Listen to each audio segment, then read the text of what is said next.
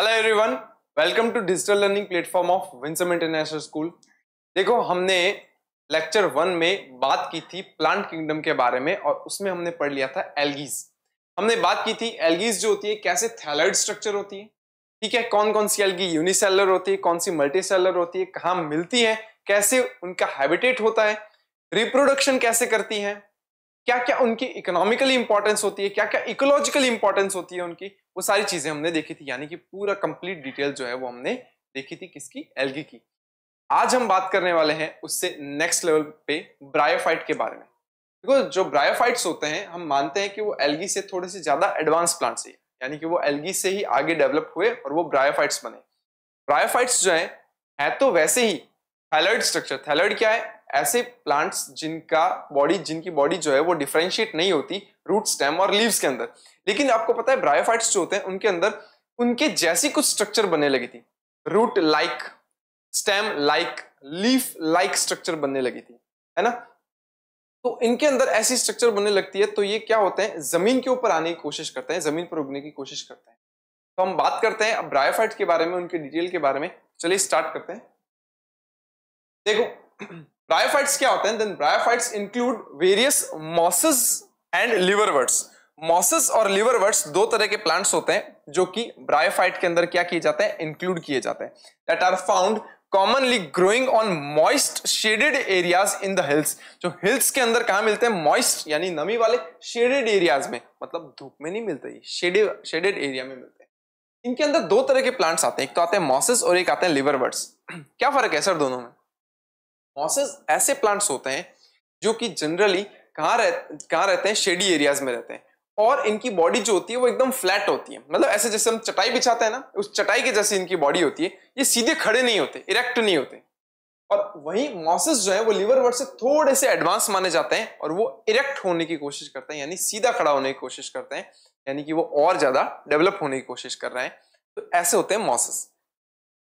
Bryophytes are also called amphibians of plant kingdom because these plants can live in soil but are dependent on water for the sexual reproduction. इनको amphibians बोलते हैं plant kingdom का, क्योंकि ये plants जो है वो soil के ऊपर तो रह सकते हैं लेकिन इनका जो सेक्सुअल रिप्रोडक्शन होता है उसके लिए पानी चाहिए। सर ऐसा कैसे? देखो, बात करते हैं।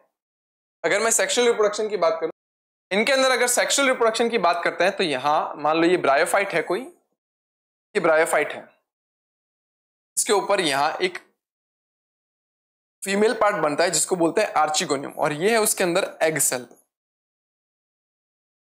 मान लो कोई दूसरा प्लांट है, उसके ऊपर ये मेल पार्ट बन रहा है,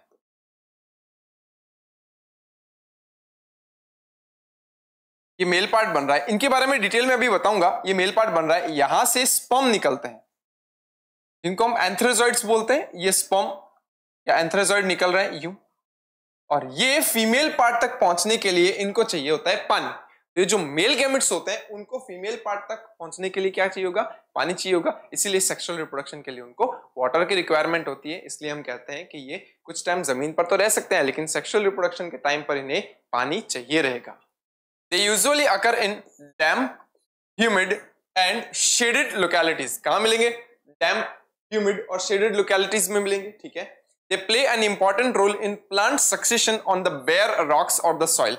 Bare rocks क्या होती है? ऐसी चट्टानें जो जमीन से निकल करके आई है, ठीक है ना, नई नई निकल करके आई है, उनके ऊपर हम सीधे के सीधे बड़े बड़े प्लांट्स नहीं देख सकते। हम पहले देखते हैं कि कुछ मॉसेस क्या होते हैं? छोटे छोटे प्लांट्स हैं, या लिवरवर्ट्स जो होते हैं वो छोटे प्लांट्स ऐसे ब्रायोफाइट्स होते हैं जो सबसे पहले उन चट्टानों के ऊपर ग्रो करते हैं। क्यों? क्योंकि वो कम मिट्टी पे भी ग्रो कर सकते हैं। उनके बाद क्या होता है, जब वो कम मिट्टी पे ग्रो कर रहे होते हैं तो उनकी रूट्स से क्या निकलता है? एसिड निकलता है, और उस एसिड के कारण क्या होता है? चट्टानें टूटती हैं। जब चट्टानें टूटेगी तो मिट्टी बनेगी, और जब मिट्टी बनेगी तो क्या होगा? उसके ऊपर नए प्लांट्स और ग्रो कर पाएंगे। यानी पहले हो सकता है कि एल्गीज या लाइकेंस या ब्रायोफाइट्स आए, फिर उसके ऊपर थोड़ी और मिट्टी बनेगी तो टेरिडोफाइट्स आएंगे, फिर उसके बाद जिम्नो और एंजियोस्पर्म आ सकते हैं। तो इसको बोलते हैं प्लांट सक्सेशन, मतलब प्लांट की एक कैटेगरी से हट करके प्लांट की दूसरी कैटेगरी वहां पर आना किसी एक पर्टिकुलर जगह पर, दैट इज प्लांट सक्सेशन। तो उसमें बहुत इंपॉर्टेंट रोल प्ले करते हैं, क्योंकि अगर ये इनकी रूट्स जैसी स्ट्रक्चर, रूट्स तो नहीं कह सकते, रूट्स जैसी स्ट्रक्चर अगर एसिड नहीं छोड़ेगी तब तक मिट्टी कैसे बनेगी, और जब तक मिट्टी नहीं बनेगी तब तक नए प्लांट्स नहीं आ पाएंगे। The plant body of the bryophyte is more differentiated than that of algae। हाँ, प्लांट बॉडी जो होती है ब्रायोफाइट्स की वो एल्गी से तो थोड़ी ज्यादा ही बेटर होती है।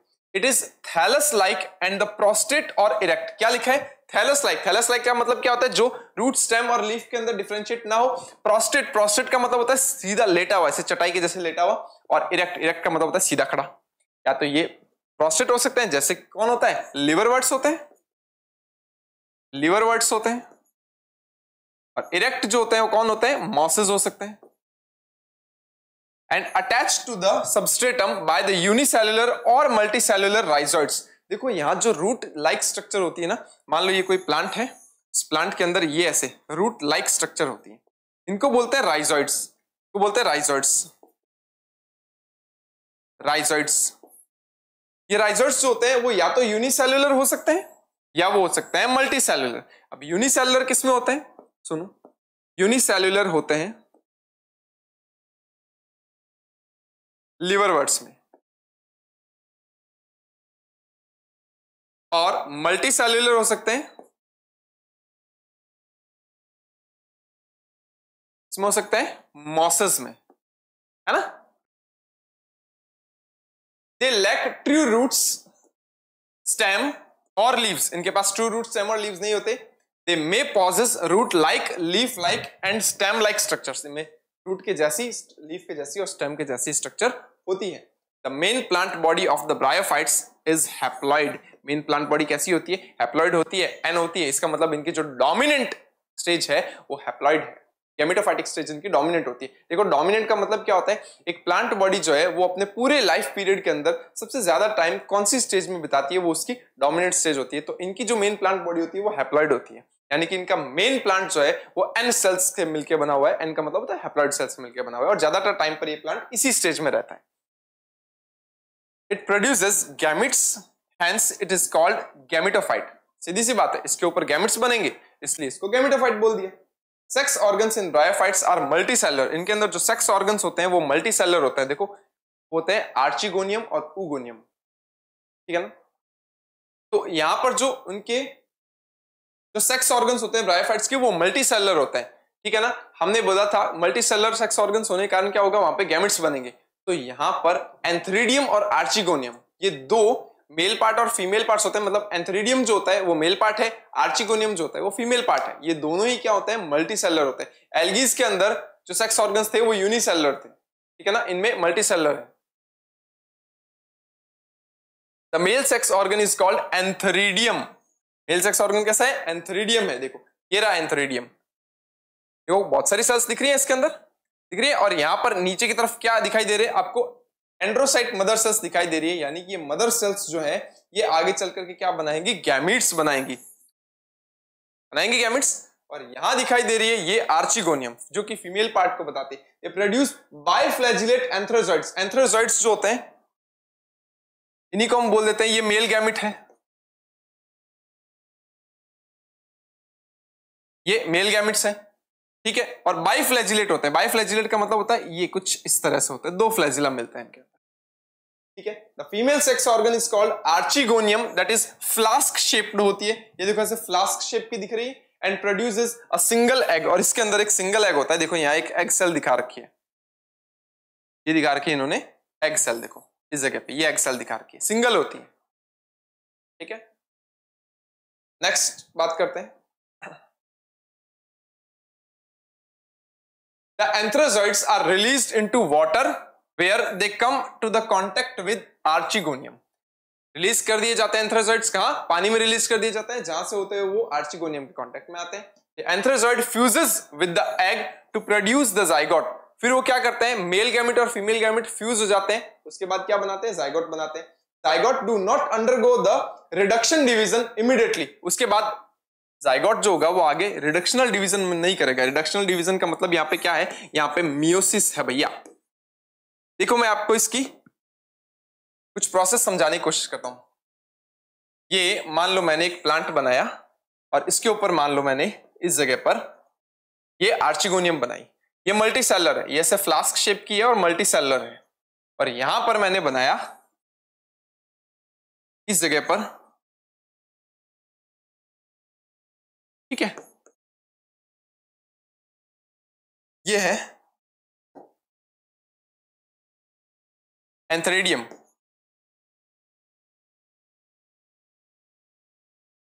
एंथ्रेडियम और ये आर्चिकोनियम, ठीक है। अब यहां से बाइफ्लैजिलेट्स निकलेंगे। ये प्लांट बॉडी है, ये कैसी है, गैमेटोफाइट है, गैमेटोफाइट है। इसी के ऊपर गैमेट्स बनेंगे, कैसी है, इसका मतलब ये एन है। यहां से बाइफ्लैजिलेट्स एंथ्रोजॉइड्स यूं निकलते हैं और निकल करके ये पहुंचेंगे कहां, फीमेल पार्ट तक। जब ये आपस में फ्यूज हो जाएंगे तब पता है क्या बनेगा, जब ये फ्यूज हो जाएंगे तो यहां बनेगा जाइगोट। कैसा होता है जाइगोट, 2n होता है, जाइगोट तो 2n होगा ना।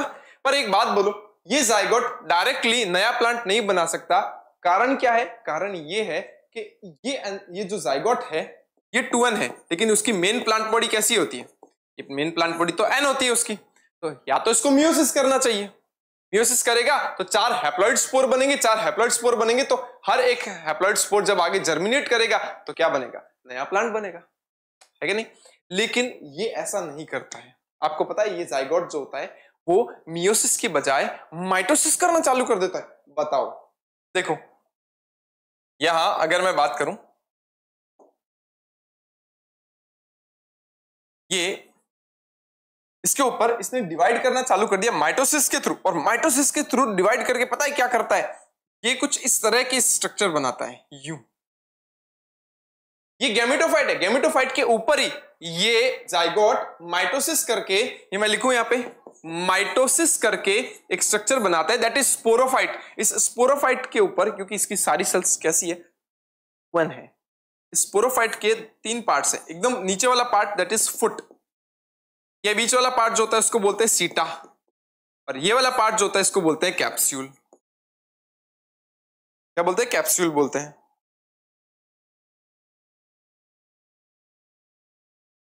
कैप्सूल, और कैप्सूल के अंदर पता है मियोसिस करती है कुछ सेल्स, और मियोसिस करने के बाद हैप्लॉइड स्पोर्स बनते हैं ऐसे, ये होते हैं स्पोर्स, स्पोर्स बनते हैं एन। अब ये स्पोर जो होंगे ना वो आगे क्या करेंगे, बाहर निकलेंगे और जर्मिनेट करके वापस ये स्ट्रक्चर बनाएंगे, गैमेटोफाइट बनाएंगे। कुछ एक पे एंथ्रेडियम बनेगा, कुछ एक पे आर्चिगोनियम बनेगा। अब आपको पता है ऐसा क्यों किया इसने, ये यहीं पे मियोसिस करके 4 स्पोर बना लेते तो क्या चला जाता है इसके, यहां पर इसने गैमेटोफाइट के ऊपर रहा वो, ठीक है, इससे न्यूट्रिशन लिया। पता है नॉन फोटोसिंथेटिक होता है ये स्पोरोफाइट, इसको स्पोरोफाइट बोल देते हैं। ये लो, ये स्पोरोफाइट है, और ये नीचे वाला क्या है, गैमेटोफाइट है,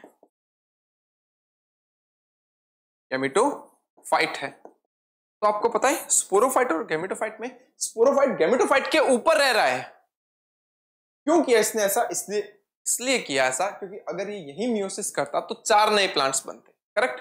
लेकिन इसने कैप्सूल में जाकर के इतने सारे, कैप्सूल में जाकर के क्या किया, इतने सारे स्पोर्स बनाए। तो अब जब ये स्पोर रिलीज होंगे ना तो हो सकता है ये थाउजेंड्स ऑफ नंबर में स्पोर रिलीज हो, तो क्या थाउजेंड्स ऑफ नए प्लांट्स बनेंगे, क्या नया गैमेटोफाइट बनेगा, थाउजेंड्स ऑफ नए गैमेटोफाइट बनने के कारण ये ज्यादा फैलेंगे, ज्यादा ब्रॉड हर नई जगह पर जाकर के फैलेंगे। इस कारण से इसने स्पोरोफाइट का फॉर्मेशन किया, और ताकि थाउजेंड्स ऑफ स्पोर्स बना सके, ठीक है। तो देखो अब यहां बात करते हैं, देखो zygote do not undergo reductional division immediately, ठीक है, they produce a multicellular body called a sporophyte. Multicellular body produce करते हैं, स्पोरोफाइट बोलते हैं। Sporophyte is not free living, वो फ्री लिविंग नहीं है, but attached to the photosynthetic gametophyte and derives nutrition from it। वो खुद फोटोसिंथेसिस नहीं करता, गैमेटोफाइट जो होता है उसका, वो जो फोटोसिंथेसिस कर रहा है, वो जो कर रहा है उससे न्यूट्रिशन लेता है। अब देखो some cells of the sporophyte undergo to the reductional division, मतलब ये वापस से मियोसिस की बात कर रहे हैं, produce haploid spores। देखो पीछे यहां बताया था मैंने, क्या देखो ये कैप्सूल के अंदर कुछ सेल्स होती है जो क्या करेगी, आगे चल करके स्पोर बनाएगी, हैप्लॉइड स्पोर बनाएगी। These spores germinate to produce gametophyte. फिर ये स्पोर क्या करते हैं, जर्मिनेट करते हैं और गैमेटोफाइट बनाते हैं। अरे जर्मिनेट का मतलब यहां पर माइटोसिस है, माइटोसिस बोलो या जर्मिनेशन बोलो एक ही बात है कि ये एन है स्पोर्स, ये एन स्पोर्स होंगे तो इनको एन मल्टीसेलुलर बॉडी बनानी है, माइटोसिस करना पड़ेगा, क्योंकि एन से एन कब बनता है? माइटोसिस में बनता है। देखो, bryophytes in general R of a little economic importance, but some mosses provide food for the herbaceous mammals, birds and other animals. हालांकि ये बोलता है कि इनका इकोनॉमिक इंपॉर्टेंस बहुत ही कम है, लेकिन ये फूड की तरह काम में लाए जा सकते हैं कुछ हर्बेशियस मैमल्स के लिए, जो शाकाहारी मैमल्स होते हैं, बर्ड्स जो होते हैं, और दूसरे कुछ एनिमल्स जो हर्बीवोरस होते हैं उनको खाते हैं। Species of the sphagnum, a moss, sphagnum है जो कि मॉस ग्रुप में आता है। प्रोवाइड पीट, पीट क्या है? पीट एक है कोल, कोयले का टाइप है, that have a long been used as a fuel and as packing material for the transshipment of living material because of their capacity of holding water. ये क्या करता है? स्फेगनम जो होता है वो पीट देता है, यानी कि जब वो जमीन के नीचे दब जाता है ना, तो उससे कोल बनता है, उससे कोयला बनता है, जो पीट नाम का कोयला होता है। हालांकि ये सबसे घटिया क्वालिटी का कोयला होता है तो फ्यूल की तरह यूज किया जाने वाले। और इसके अलावा इनके अंदर क्या होता है? पैकिंग एफिशिएंट, मतलब एक तरीके से पैकिंग मटेरियल की तरह इनको यूज दिया जाता है, क्योंकि इनके अंदर वाटर होल्डिंग कैपेसिटी बहुत ज्यादा होती है। अगर इनके ऊपर पानी छिड़का जाए तो ये पानी को एब्जॉर्ब कर लेते हैं और कई दिनों तक क्या होता है उसको होल्ड करके रख सकते हैं। इसीलिए जो लिविंग मटेरियल्स होते हैं, जैसे कहीं फ्लावर्स, अब मैं बात करूं, आजकल की शादियों में कितना खर्चा होता है ना? इतना खर्चा होता है कि इधर से फ्लावर्स मंगाए जा रहे हैं, उधर से फ्लावर्स मंगाए जा रहे हैं, कभी कभी तो उन फ्लावर्स को आने में 2-2, 3-3 दिन लग जाते हैं। तो ऐसे में तो वो फ्लावर खराब हो जाएंगे, नहीं, उनको क्या किया जाता है? उनको इन मॉसेस के अंदर पैक करके भेजा जाता है ताकि वो खराब ना हो। इनके अंदर वाटर होल्डिंग कैपेसिटी अच्छी होती तो वो उनको मुरझाने नहीं देते, इसलिए वो एक अच्छे पैकिंग मटेरियल की तरह काम आ सकते हैं। Mosses along with lichens are the first organism to colonize rocks and hence they are the great ecological importance. Ecological importance इनकी अच्छी है कि ब्रायोफाइट्स ही वो होते हैं जो चट्टानों के ऊपर क्या करते हैं? ग्रो करते हैं सबसे पहले, और उसके बाद वहां पर सॉइल फॉर्मेशन का काम करते हैं, है ना? नेक्स्ट अगर मैं बात करूं, they decompose rocks making the substrate suitable for the growth of the higher plants। मैंने कहा था ना, कंपोज करते हैं रॉक्स को, कैसे? एसिड छोड़ते हैं, तो मैं लिख दूं यहाँ पे, रिलीज करते हैं ये acid, release acid. Since mosses from dense mats on the soil, they reduce the impact of falling rain and prevent the soil erosion। अब ये क्या करते हैं? मैंने कहा था ये चटाई की तरह बिछ जाते हैं, क्योंकि कई बार ऐसे भी होते हैं कि वो एकदम फ्लैट होते हैं और चटाई के जैसे जमीन पर पड़े रहते हैं, तो उनके ऊपर जब बारिश आएगी तो ये वाटर होल्डिंग कैपेसिटी तो वैसे ही बहुत अच्छी खासी रखते हैं, पानी को एब्जॉर्ब कर लेंगे, तो पानी के साथ सॉइल जो होगी वो बहेगी नहीं और सॉइल एरोजन जो होगा वो नहीं हो पाएगा, मिट्टी को बचा लिया जाएगा। यहाँ पे bryophytes are divided into liverworts and mosses. Liverworts और मॉसेस दो के अंदर उनको डिवाइड किया गया है। बात करते हैं देखो लिवरवर्ट्स की। मैंने क्या बोला था? लिवरवर्ट्स ऐसे होते हैं जो एकदम फ्लैट होते हैं स्ट्रक्चर के अंदर, ऐसे ही तुम्हें दिखा रखा है यहाँ पे, देखो मॉर्केंशिया दिखा रखा है, ठीक है? ये दोनों मॉर्केंशिया है और एकदम फ्लैट स्ट्रक्चर है, चटाई के जैसे बिछी हुई। The liverworts grow usually in moist shady habitats such as bank of streams, यानी झरनों के किनारे, मॉर्शी ग्राउंड यानी दलदल वाला इलाका जो होता है, डैम्प सॉइल यानी गीली मिट्टी, बार्क ऑफ ट्रीज यानी कि पेड़ों का जो तना होता है या उसकी छाल होती है उसके ऊपर, and deep in the woods. इन जगहों पर क्या होता है? ये ब्रायोफाइट ग्रो करते हैं। मॉर्केंशिया दे रखा है, ये इसका मेल थैलस है, ये मेल पार्ट है देखो, और ये इसका फीमेल थैलस है। ये आर्चिगोनियल हेड दे रखा है देखो, ये एंथ्रीडियल हेड दे रखा है। ये जो डंडी दिखाई दे रही है ना आपको, ये डंडी दिखाई दे रही है, इसको एंथ्रीडियोफोर बोलते हैं, और यहाँ जो नीचे दिखाई दे रही है वो आर्चिगोनियोफोर है। फोर का मतलब जो उसको होल्ड कर रही है, एंथ्रीडियोफोर और आर्चिगोनियोफोर। एंथ्रीडियोफोर ये नाम आपके एनसीईआरटी में दिया हुआ है, पता है? ये एंथ्रीडियोफोर जो ऊपर क्या कर रही है? एंथ्रीडियम को होल्ड कर रही है, नीचे आर्चिगोनियोफोर जो आर्चिगोनियम को होल्ड कर रही है, ठीक है? ये फीमेल गैमेटोफाइट है और ये मेल गैमेटोफाइट है, देखो, यानी इसके ऊपर मेल गैमेट्स बनेंगे, इसके ऊपर फीमेल गैमेट्स बनेंगे। इसका मतलब समझ रहे हो आप? मतलब ये है कि यहाँ मेल और फीमेल जो होते हैं वो दोनों अलग अलग प्लांट पर बनते हैं, एक प्लांट पर नहीं बन सकते। ये नीचे दे रखे हैं देखो राइजोइड्स, यहाँ भी दे रखे हैं राइजोइड्स और यहाँ भी दे रखे हैं राइजोइड्स। क्या है? रूट लाइक स्ट्रक्चर, क्या पानी एब्जॉर्ब करने में हेल्प करेंगे, थोड़ा बहुत इनको होल्ड करने में हेल्प करेंगे सॉइल के अंदर। इसके अलावा गेमा कप जो कि एसेक्सुअल रिप्रोडक्शन के लिए होती है। ये गेमा कप क्या होता है देखो, अभी बात करते हैं आगे। ये देखो, plant body of a liverworts is thalloid, जैसे मॉर्केंशिया दे रखा है। इसका एक एग्जांपल और हो सकता है रिक्सिया। रिक्सिया इसका एग्जांपल हो सकता है, रिक्सिया और मॉर्केंशिया दो होते हैं। Thallus is dorsiventral and closely appressed to the substrate. Dorsiventral, dorsiventral का डॉर्सल पार्ट किसको बोलते हैं, वेंट्रल पार्ट किसको बोलते हैं? डॉर्सल पार्ट बोलते हैं पीठ वाले हिस्से को, वेंट्रल पार्ट बोलते हैं आगे पेट वाले हिस्से को। यानी डॉर्सीवेंट्रली यानी आगे और पीछे दोनों तरफ से क्या है, फ्लैट है एकदम ये, ठीक है। क्लोजली अप्रेस्ड है यानी दबा हुआ सा हिस्सा है, फ्लैट है, और सबस्ट्रेट के साथ में जुड़ा रहता है, यानी कि एकदम बिछा हुआ सा रहता है जमीन के ऊपर। The leafy members have a tiny leaf-like appendages in a 2 rows on the stem-like structures. क्या बोल रहे हैं? कुछ मेंबर्स के अंदर छोटी-छोटी लीफ के जैसी स्ट्रक्चर मिलती है, टाइनी लीफ-लाइक स्ट्रक्चर मिलती है, ठीक है, और वो भी 2 रोज में लगी हुई होती है। और कहाँ लगी होती है? स्टेम-लाइक स्ट्रक्चर पे लगी होती है। मतलब इसमें स्टेम भी नहीं होता, लीफ भी नहीं होता, तो देखो लीफ-लाइक और स्टेम-लाइक स्ट्रक्चर बोला है ना। तो यहाँ देखो, ये जैसे रिक्सिया है, देखो ये रिक्सिया दे रखा है इस जगह पे, ये इसकी एपिकल नोच है, यानी एकदम ऊपर की तरफ देखा जाए तो ये नोच एक मुड़ाव होता है ना, जहां पे खत्म हो रहा है वहां, ठीक है। ये थैलस जो कि गैमेटोफाइटिक होता है, फिर इसके अंदर कुछ कैप्सूल दे रखे हैं जो स्पोरोफाइटिक है। अब मैं बोला था ना गैमेटोफाइटिक के ऊपर स्पोरोफाइटिक रहते हैं, नीचे राइजोइड्स दे रखे हैं। यहां देखो दे रखी गैमा कप। गैमा कप क्या होती है? देखो, asexual reproduction in liverworts takes place by the fragmentation. Asexual reproduction कैसे हो जाएगा? फ्रेगमेंटेशन से हो जाएगा, मतलब ये टूटेगा और टूट करके इसका जो भी टुकड़ा होगा वो आगे की तरफ जाएगा और नया प्लांट बना लेगा। Of thalli or by the formation of specialized structure is called gemmae. Single है गेमा, ठीक है।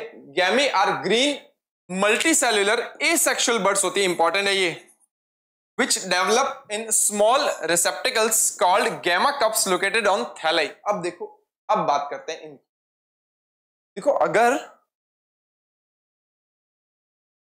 मान लिया ये एक मॉर्केंशिया का प्लांट है, इस मॉर्केंशिया के प्लांट में ऐसे यू कप के जैसी स्ट्रक्चर होती है,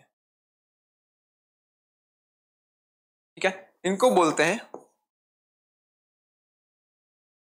जेमा कप या गैमा कप बोल देते हैं इनको। अब इनके अंदर अगर मैं इसको थोड़ा सा और जूम करके दिखाऊं ना, ये कुछ इस तरह से है। इनके अंदर कुछ ग्रीन ग्रीन कलर की, नहीं दिखेगा ये बता देते हैं, कुछ ग्रीन कलर की बर्ड्स होती हैं जो कि मल्टी सेलर होती हैं, ऐसे ये लगी हुई होती है, ऐसे green green birds multi cellular, इनको बोलते हैं गैमे।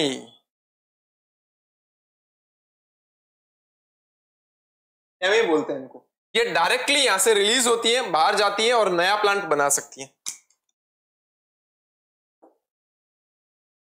क्या लिखा हुआ है देखो, gemmae are green multicellular asexual buds which develop in a small receptacles called gemma cups located on the thallus या thalli. Gemmae become detach from the parent, ये पेरेंट से डिटैच हो जाती है, अलग हो जाती है body, and germinate to form a new individual. Directly क्या कर सकती है? नया प्लांट बना सकती है, ठीक है। इसके बाद बात करूं मैं, during sexual reproduction male and female sex organs are produced either on the same or on a different thalli. Sexual reproduction के टाइम पर मेल और फीमेल गैमेट्स जो होते हैं, हो सकता है वो एक ही थैलस पर बने और हो सकता है वो अलग अलग थैलस पर बने। हमने देखा मॉर्केंशिया, उसमें अलग अलग थैलस पर बनते हैं। The sporophyte is differentiated into the foot, seta and capsule। मैंने पहले ही बताया था, फुट, सीटा और कैप्सूल में वो उनका स्पोरोफाइट जो होता है वो डिवाइडेड होता है। After the meiosis spores are produce within the capsule. Capsule के अंदर मियोसिस होता है, ठीक है ना। स्पोर मदर सेल मिलती है, स्पोर मदर सेल्स के अंदर मियोसिस होता है, मियोसिस होकर के हैप्लॉइड स्पोर्स बनते हैं थाउजेंड्स ऑफ नंबर्स में। These spores germinate to form free living gametophyte। फिर ये स्पोर्स जो कि एन होते हैं वो आगे जर्मिनेट होते हैं, मतलब इनमें माइटोसिस होता है, और माइटोसिस होने के बाद में ये क्या करेंगे, आगे चल करके नया थैलस बनाएंगे, यानी गैमेटोफाइट बनाएंगे। यहाँ पर लिवरवर्ट्स जो है वो कंप्लीट होते हैं। हम बात करेंगे मॉसेस के बारे में। मॉसेस क्या है? मॉसेस ऐसे हैं प्लांट्स जो थोड़ा सा खड़ा होने की कोशिश कर रहे हैं, इरेक्ट होने की कोशिश कर रहे हैं। तो बिछे हुए थे चटाई के जैसे, ये थोड़ा सीधा इरेक्ट होने की कोशिश कर रहे हैं। The predominant stage of the leaf cycle of the moss is gametophyte। इनमें भी मेन डोमिनेंट स्टेज कौन सी होती है? गैमेटोफाइट है। देखो ब्रायोफाइट है, ब्रायोफाइट्स के अंदर मोस्टली क्या होगी, यहाँ पर जो भी डोमिनेंट स्टेज होगी वो गैमेटोफाइट ही होगी। Which consist of the two stages. Gametophyte में भी दो स्टेजेस मिलेगी यहाँ पे देखो। The first stage is a protonema stage that which is developed directly from the spore. Protonema क्या होती है?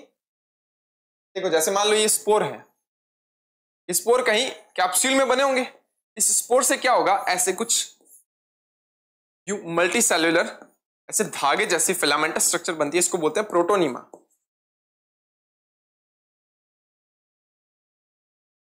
ठीक है, प्रोटोनीमा बोलते हैं, जो डायरेक्टली स्पोर से बनती है। It is a creeping green branched and frequently filamentous stage. कैसी है? क्रीपिंग, रेंगने वाली, ग्रीन, ब्रांच्ड है और फ्रीक्वेंशियली फिलामेंटस स्टेज है। यही बनाई है मैंने, ऐसे बनाई है मैंने, ग्रीन फिलामेंटस क्रीपिंग करती हुई स्ट्रक्चर। ओके, अभी जैसे से बोलेगा ना वैसे वैसे अपने आगे करते जाएंगे, देखना। The second stage is leafy stage which develop from the secondary protonema as a lateral bud. अब क्या होगा, इसके अंदर आगे ये प्रोटोनीमा है, इससे प्रोटोनीमा और डेवलप होता है, इसको सेकेंडरी प्रोटोनीमा बोलते हैं, इसे बोलते हैं सेकेंडरी प्रोटोनीमा, प्रोटोनीमा बोलते हैं। अब इसके ऊपर क्या होता है, कुछ लीव्स बनने लगती है ऐसे, ये जैसे स्ट्रक्चर है और इसके ऊपर ऐसे लीव्स बनने लगती है, लीफी स्टेज आ जाती है इसके ऊपर। आई, ठीक है, तो सेकेंडरी प्रोटोनीमा से बनी। ऐसे कैसे? लेटरल बड यानी साइड में बनती है। It consist upright cylindrical axis bearing the spirally arranged leaves. मैंने सेम अपराइट बताया था, सिलेंड्रिकल एक्सिस बताया, और स्पाइरली अरेंज्ड लीव्स होती है इसके ऊपर ऐसे, करेक्ट।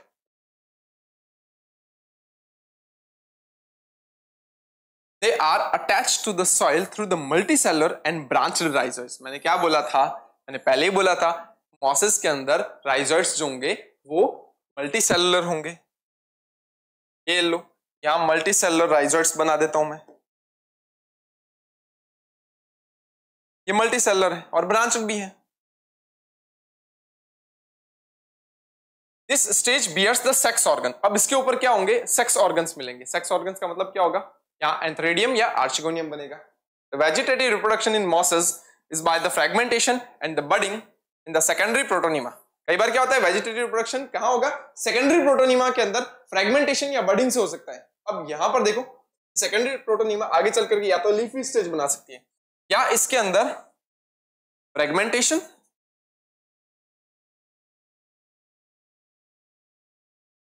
या बडिंग हो सकती है और उससे सीधा नया प्लांट बन सकता है।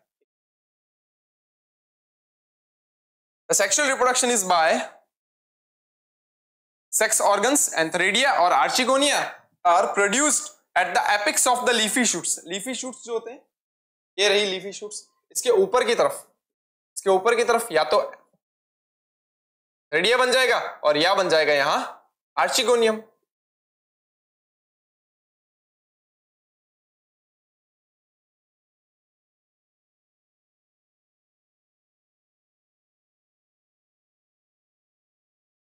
बन सकता है। इसके बाद after fertilization the zygote develops into the sporophyte and consisting of a foot seta and capsule. बस वही बात है, यहां पर वो सेम प्लांट पे बन सकते हैं, अलग अलग प्लांट्स पे बन सकते हैं, ऐसा कुछ भी नहीं दिया हुआ। तो यहां मान के चलते हैं कि जब मान लो एक सेम प्लांट पे बनता है, कोई ऐसी होती है जिन पे अलग अलग बनते हैं। चलो मान लो एक ही पे बनते हैं और मान लो यहां से ये इस जगह पर मान लो यहां पर ये एंथेरोजोइड्स होंगे, वो आ गए कहां? फीमेल पार्ट के अंदर आ गए। ठीक है, सॉरी फीमेल पार्ट तो ये है, ये यहां से यहां जाएंगे, मेल पार्ट है, ये फीमेल पार्ट है, यहां से यहां जाते हैं अगर, उसके बाद क्या होगा? फुट सिटा और कैप्सूल बनेगा इसके अंदर भी। कैसे बनेगा? ये वही वाला भाग, फुट सिटा और कैप्सूल, और नीचे की तरफ क्या है? नीचे की तरफ है leafy stage, gametophyte, you spirally arranged leaves हैं इसके ऊपर, फुट सिटा और capsule. The sporophyte in mosses is more elaborate than liverworts. Sporophyte जो होता है मॉसेस का, वो थोड़ा सा ज्यादा एलैबोरेट होता है लिवरवर्ट्स के comparatively. The capsule contains spores, capsule में क्या मिलेंगे? स्पोर्स मिलेंगे। Spores are formed after meiosis, spores कब बनते हैं? जब स्पोर मदर सेल के अंदर मियोसिस होता है तब बनते हैं। The mosses have an elaborate mechanism to spore dispersal, spore dispersal का मतलब होता है इनको स्पोर्स को फैलाने के लिए इनके पास कई सारे मेथड्स होते हैं। ये हल्के होते हैं स्पोर्स, तो हवा के साथ क्या हो सकता है? करंट के साथ फैल सकते हैं। इसके बाद common example of the mosses are funaria, polytrichum and the sphagnum. Funaria, polytrichum और स्फेग्नम। यहाँ देखो शुरुआत में जो मैंने स्ट्रक्चर बताई थी, ये स्ट्रक्चर स्फेग्नम की थी, ये स्ट्रक्चर जो है स्फेग्नम की थी। इसी अंदर हम क्या कह सकते हैं? इसको हम पीट मॉस भी बोल सकते हैं, पीट मॉस भी बोल सकते हैं, क्योंकि ये क्या कर सकता है? इसी के साथ ही बात खत्म होती है ब्रायोफाइट्स की। ठीक है, हमने ब्रायोफाइट की स्ट्रक्चर देखी, ब्रायोफाइट्स के अंदर रिप्रोडक्शन कैसे होता है वो देखा, उनका हैबिटेट क्या होता है, मैकेनिज्म क्या होती है उनके रिप्रोडक्शन की, वो सब चीजें देखी। इससे रिलेटेड अगर आपको कोई भी डाउट है तो आप नीचे कमेंट सेक्शन में पूछ सकते हैं। नेक्स्ट टाइम हम बात करेंगे टेरिडोफाइट, जिम्नो और एंजियो की। एंजियोस्पर्म का काफी सारा पार्ट जो है वो कट हो चुका है, वो आपके 12th में भी आएगा, लेकिन यहाँ से उन्होंने कट कर दिया है। तो हम टेरिडो और जिम्नो जो है वो खत्म करेंगे और एंजियो भी खत्म कर देंगे, क्योंकि वो थोड़ा सा पोर्शन है उसके अंदर। ठीक है, अगर इस चैप्टर से रिलेटेड आपको कोई भी डाउट है तो नीचे कमेंट सेक्शन में लिखिए। तब तक के लिए keep learning and keep growing with Winsome International school. Thank you.